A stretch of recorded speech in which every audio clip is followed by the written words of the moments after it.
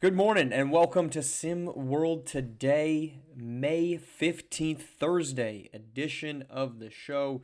One more day of second round action in Hoopsteria in the rear view mirror, and to break down that and some of the aftermath as a familiar name continue to have some challenges off the court. We're joined by Maestro. Good morning, Maestro. How are you? Outstanding there, my man Marsh. I hope my other sock is at your house because I just can't find it over here. I don't want to know what those socks are being used for. So let's dive in, and I want to start where we second to last ended last night, and that was Rutgers, Mhm. where the very, very interesting decision by Rutgers to foul up one. That's interesting decision, part one, and then foul up one, or excuse me, foul down one with 30 Right, seconds left. And right. then the decision for them to, when they get lucky that there's a second missed free throw, just go ISO ball. And I thought was a very poor decision and play calling there on that last play call. What are your takeaways from the end of that Rutgers game? I okay. I'm just gonna be rude, Marsh, and Oh, you know I don't like to be rude, but I'm gonna be rude. rude maestro. Yeah. It was a lack of organization, a lack of pre-planning, no thought about what if we're in this position, and that's what they play like. And that sort of terror to the basket mentality gets you decisions that are just beyond being questionable. They border on the line of being malfeasance.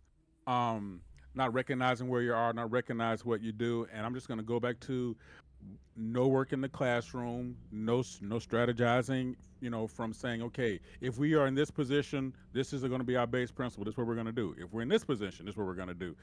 That it appeared to me that they did not do that, and I'm going to back that up with one other thing. If they did plan to do that, it flew out of everybody's brain, and they were basically like Waffle House deciding to try to do 30 minutes delivery, and it was just not going to work. And it was just it was a hot holy mess, to quote some of our I was the classmates, Lord, some of our media mates, and that's how it came across to me. It's like I cannot tell what they were doing.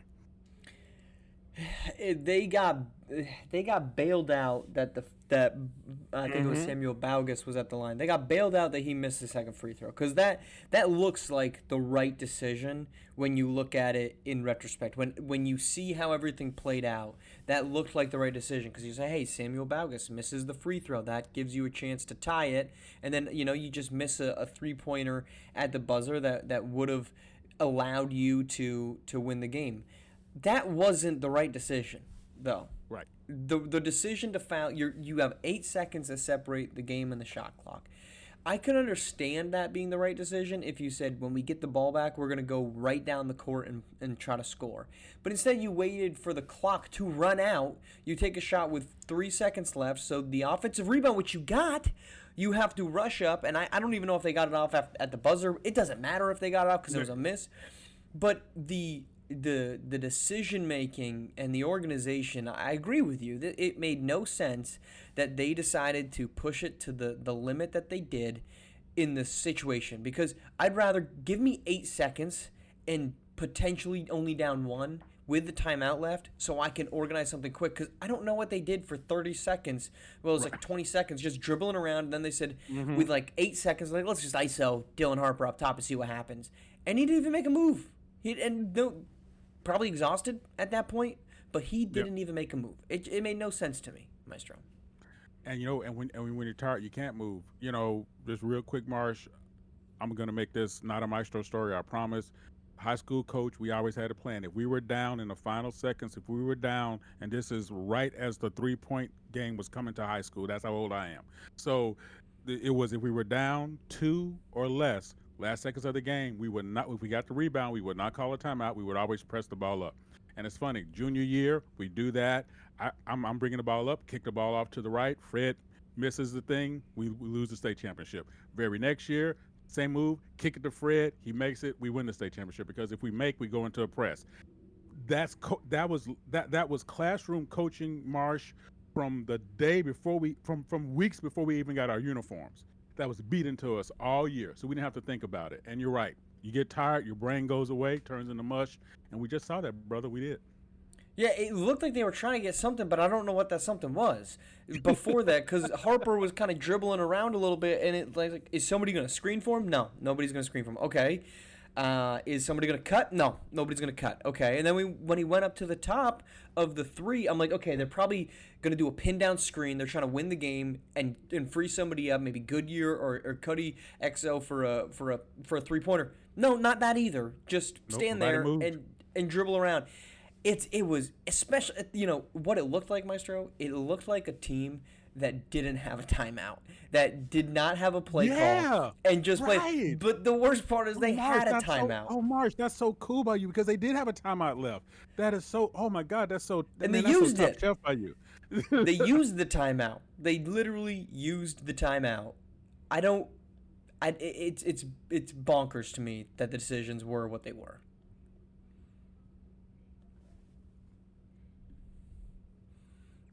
Oh, I think Oh, there we go. Maestro's back. Little audio kick okay. out there. Okay. All right. Let's jump to topic number two, and that is that the defending champs not only get beaten, Ooh, they get ooh, beaten down. As ooh. UNLV, not even on a great Nat Hawkins night. I mean, 7 of 8. It was very efficient. Your takeaways from Miami leaving and a statement win from UNLV, which I believe sets up 1v4 Alabama UNLV into the Super 16. Right. So here's the only stat that's going to stand out, and I promise not to make this a Metro Staticaster thing.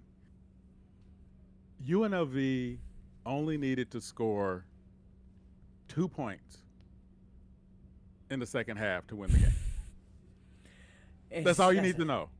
That's all you Yeah. need to know, baby.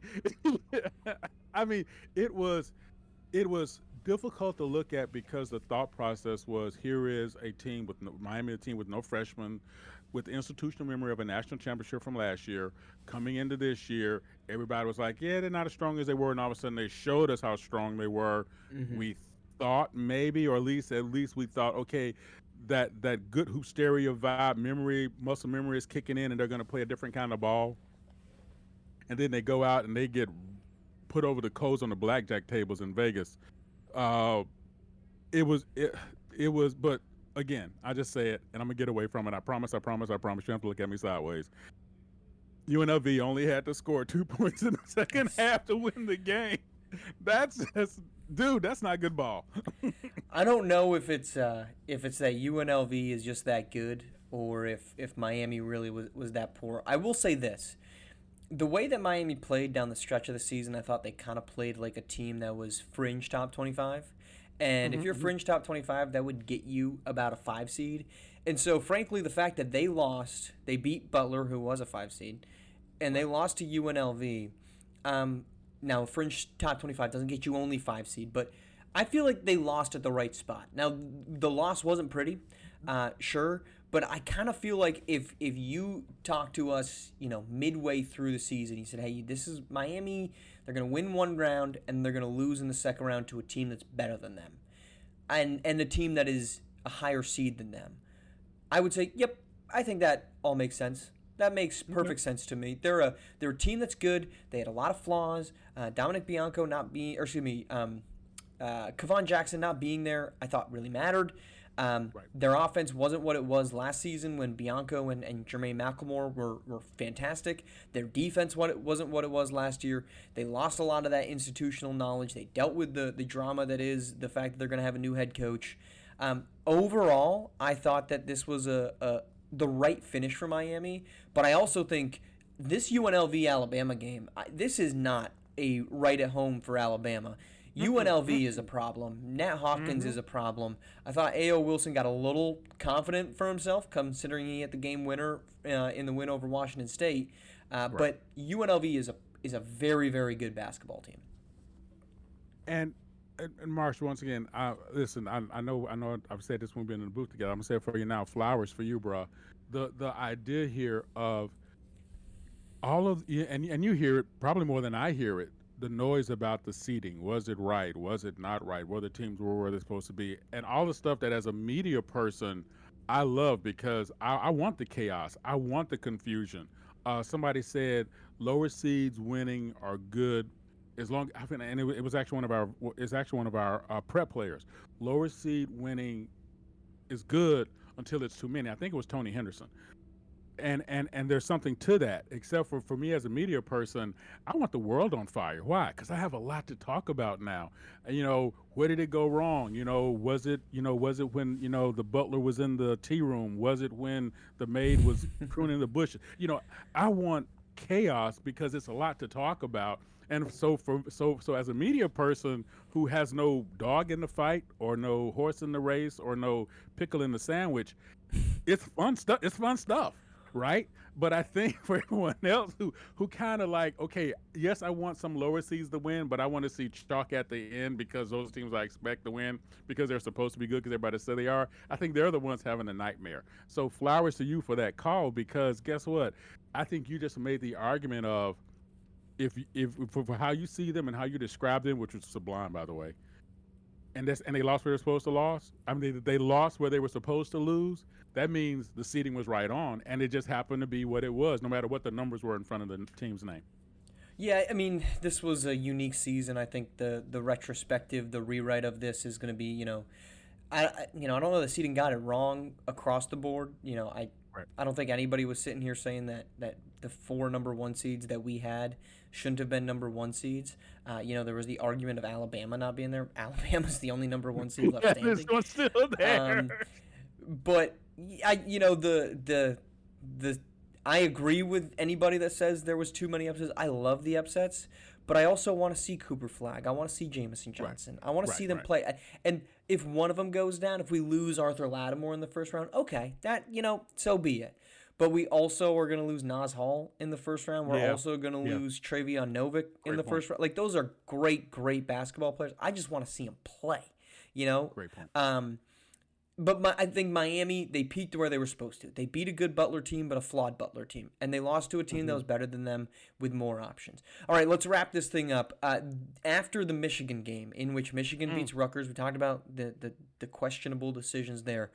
A questionable decision by one Lorenzo Phenom, who apparently got into it with not only somebody on the opposite side with Demarion Mitchell, but also a couple of fans. Reportedly, Lorenzo Phenom hurled some racial slurs at the fans and at Michael.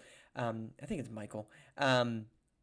This is the second time that we have had some drama surrounding Lorenzo Phenom. The previous one was more so aimed at his father and racial slurs that he had, aimed at people. Right. This one is concerning. I'm curious if we are going to hear anything about disciplinary action for Phenom. We don't have that information, at least as far as I'm concerned. Maybe I've got my head under the sand here, but I am. This is incredibly, incredibly disappointing for not only for the Wolverines, which sure you can question if you're going to have your player there, but more importantly, the player. I mean, the second instance that we've dealt with this about Phenom, it's surrounded his personality since he was in high school, and it seems like it hasn't gone anywhere, despite that he's a junior in college. Marsh, it is. I don't even think disappointing is the word that I want to use, and I'll tell you why. You've played. I've played.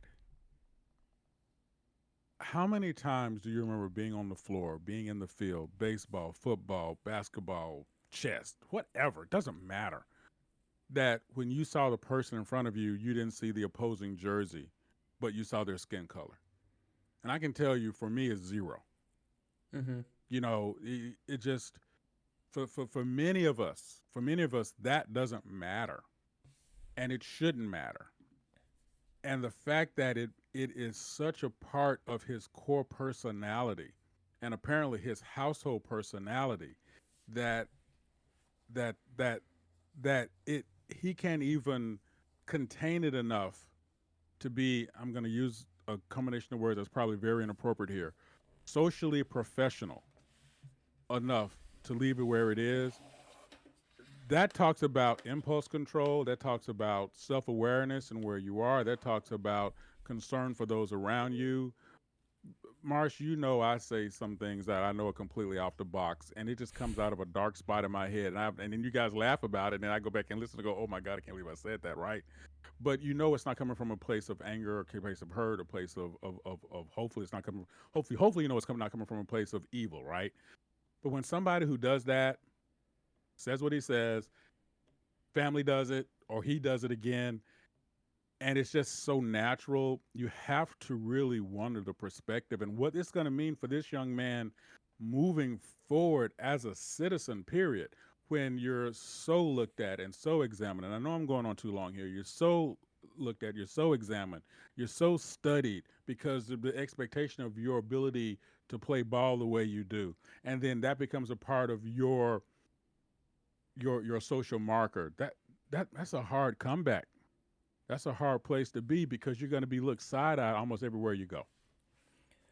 I mean, I think it goes without saying that his character has kind of been the biggest thing that's hovered over him. Questions about it, and this is certainly if true. I guess we should caveat with that. I mean, two Yes. sides to every story. I wasn't there. We're this is still ongoing as of everything that we know.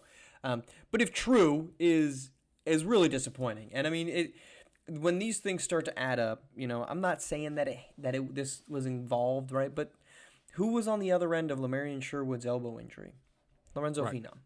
There we go. And so I wonder if I'm putting myself in the shoes of a SWBA executive. Am I bothering with this? This is a first round talent. This is maybe a lottery Mm-hmm. talent. Am I bothering with the circus that's going to be around this guy? If I'm Michigan, am I really gonna put like am I am I gonna allow him to go out and play in the Yeah. next round in the Super Wearing that uniform. 16? Mm-hmm. Do I want that to be the representation of my school, my community, right? Ann Arbor is not a big city. It's a very small, tight knit No. community. Michigan It's a Wolverines and huge UM. alumni base. It's a huge Yes, the alumni base. UM community as a whole. Do we want that to be part of our representation? And so I think while the act is abhorrent, it's disappointing if true across the board, and it's indefensible. I wonder what's next for Phenom because now the stacks the deck continues to be stacked against him. Much of it Mm-hmm. his own doing, and you need I I don't know what group looks at him and says let's add that talent to this group. There's guys. I mean, there's guys that have been blackballed from leagues Yes. for Yes. for this. Now look, we've still Kevin Porter Jr. still playing basketball, but that came in after a whole bunch of months worth of drama and back and forth about the validity to the claims against him and his I think girlfriend at the time. Um, Mm-hmm. I don't. Kevin Porter Jr. Could play in the SWBA. There's going to be people that say we don't know that Lorenzo Phenom can play. He's talented, very talented basketball player, but his game works really well for college. So that's where I go beyond with the understanding that this is just a terrible thing in general, and I not trying to say that should not be recognized, but as I think Understood. about other parts of it, I just wonder if anyone bothers to take a chance with him. Imagine, Marsh, you're an AD or you're a general manager. What is your primary in today's environment? What's your primary gig? Bring funds into the institution. Go out and get donors. To go out and get Yeah. sponsors. Go out and get whatever. We think about the we think about how many players, like you said, have immense talent. That once especially once that stigma gets on you, oh my God, there's so many side eyes. So you're right. It is like you say, you can almost say, you know what? He might be my monkey, but he's not gonna be my circus, and deal with it accordingly. And but it's a lose lose because the the young man loses. Mm-hmm. The how many doors are being closed because of this, and there's no single answer. There's maybe no true right answer in terms of how to deal with it. Everybody's gonna deal with it in their own way, as you so eloquently pointed out, by the way. So the problem is what's on the symbol that's in between him and his future is now going to be a less than symbol than a greater than symbol.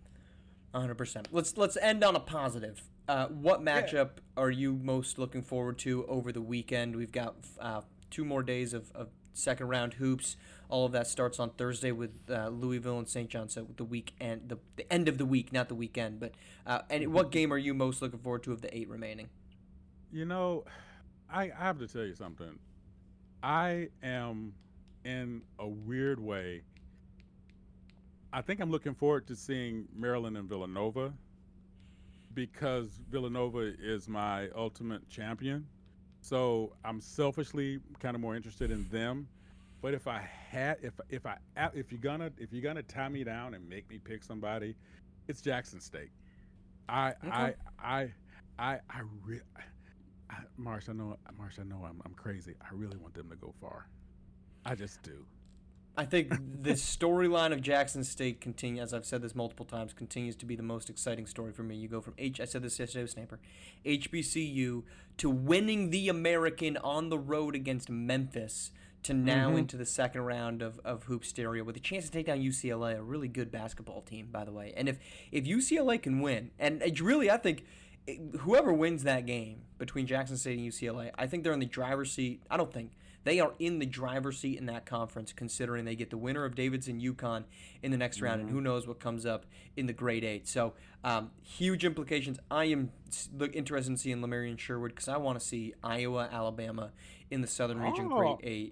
That's the oh, matchup I am most interested in. Iowa versus Auburn. Auburn's been a giant killer. They've beat Alabama twice. Can they keep rolling? Same thing. The winner of that game gets the winner of Arizona, Oregon in the Super 16. Talk about a clear path to get to the grade 8, yeah, which is legacy absolutely, school defining. So, all right, absolutely. Maestro. Marsh, I don't like it. I love it. Well, look, I love having you on every Thursday, so I appreciate you Same here, taking the brother. time to come around and appreciate everyone tuning in here on SimWorld TV, the only place you can see the game, be the game.